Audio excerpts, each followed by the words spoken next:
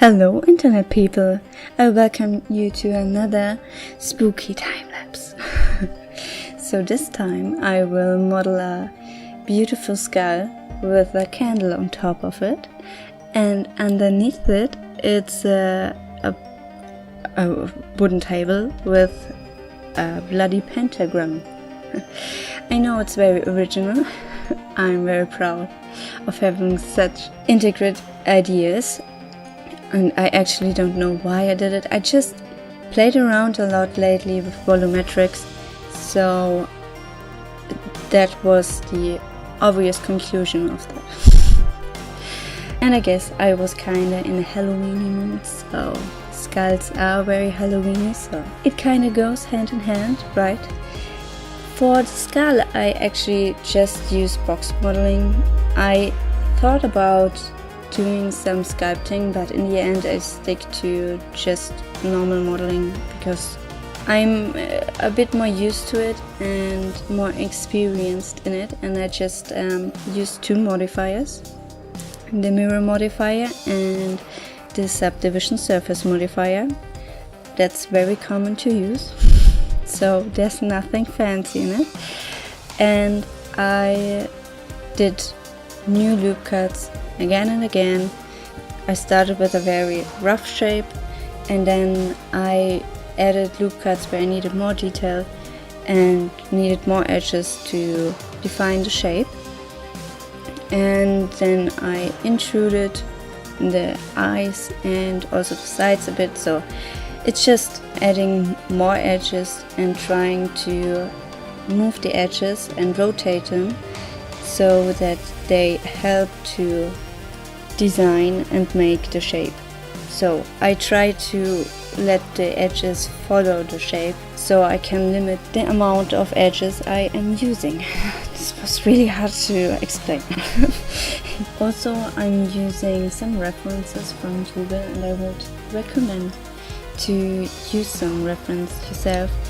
It doesn't matter what you are modeling, always use a reference. It helps tremendously, especially for the materials, at least in my opinion.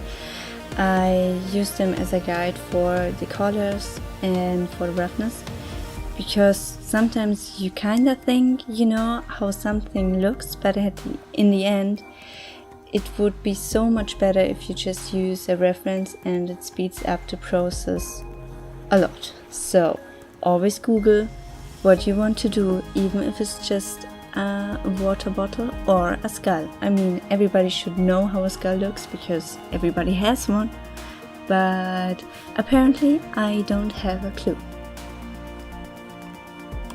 For the candle, I just use a cylinder, and I extruded some stuff. Like, it's really basic. I always try, or at least in the last few projects, I try to finish them all in one day, like in one sitting, and one sitting is not more than 4 hours. And in there it's the modeling and the rendering and everything is in there, and also like the texturing. I did texture everything by hand, but I cut most of it out because it's just not that helpful to look at. Like, the modeling process is helpful, at least in my opinion, to see in a sped up version, so you can get some ideas, and you can also kind of see how I am placing all these edges and stuff like that. But with the texturing, I don't find that it is really helpful, and it's just annoying to look at if it's sped up like really fast. I don't know why I got this idea, but I actually have seen a real skull in my life. Actually, I have seen two, because I'm working in a kind of forensic field, so I actually did saw a real skull, and it was kind of unsettling to know that the skull once inhibited a functioning brain and therefore was part of a human being. But we won't think about that too much, because it is kind of unsettling, right? Yeah, and so a skull is not so smooth as you may or may not think. Like, I don't know why, but I always thought bones were kind of smooth, but they aren't. They're actually pretty rough, especially when they're older. And so I created a bump map for that, and I used the noise texture. Yeah. And the good thing, or like a good thing about box modeling, so it's kind of box modeling what you're seeing here, because I started from a box. No, the good thing about this is you can actually make quickly huge changes on the model, which is not so easy with a very high poly sculpting, especially not when you have a toaster like I have as a PC. And this took ages to render because of the volumetrics, and I'm also using for the candles a subsurface scattering material, so that wasn't helpful for the render time. I actually did a quick UV mapping, just used a few seams, and the texturing job I just used like a scully color, like a bone color, and a black, and refined some things.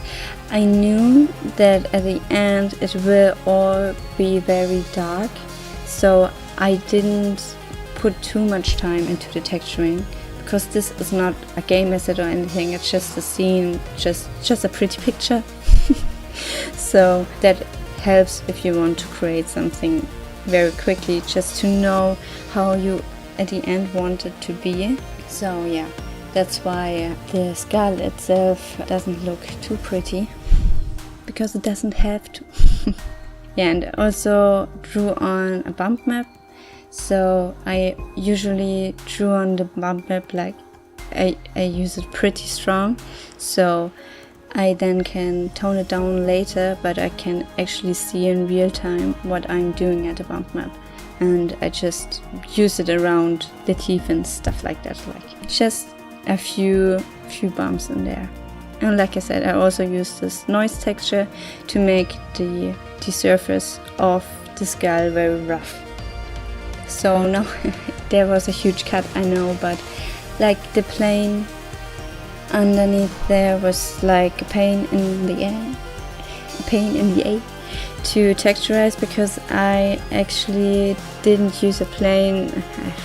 I used every modifier with a cube, and I don't know why I did it. It was stupid to do, and so it kind of didn't make sense at all. So I just cut it out, because it actually doesn't matter. It's just like a pentagram written, drawn on wood, and I used the bump map and a roughness map to make it more shiny, like the pentagram is more shiny. Yeah, now I'm creating a little flame and just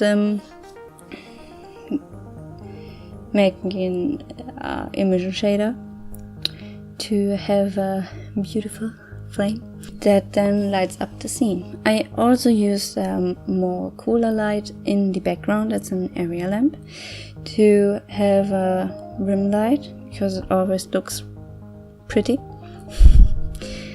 Yeah, and then I just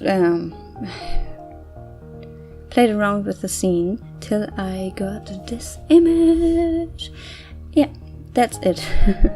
That was kind of the whole process. It didn't took that long, and I hope you found it very useful, and if so, you can tell me, and if not, you can tell me too. Yeah, so bye.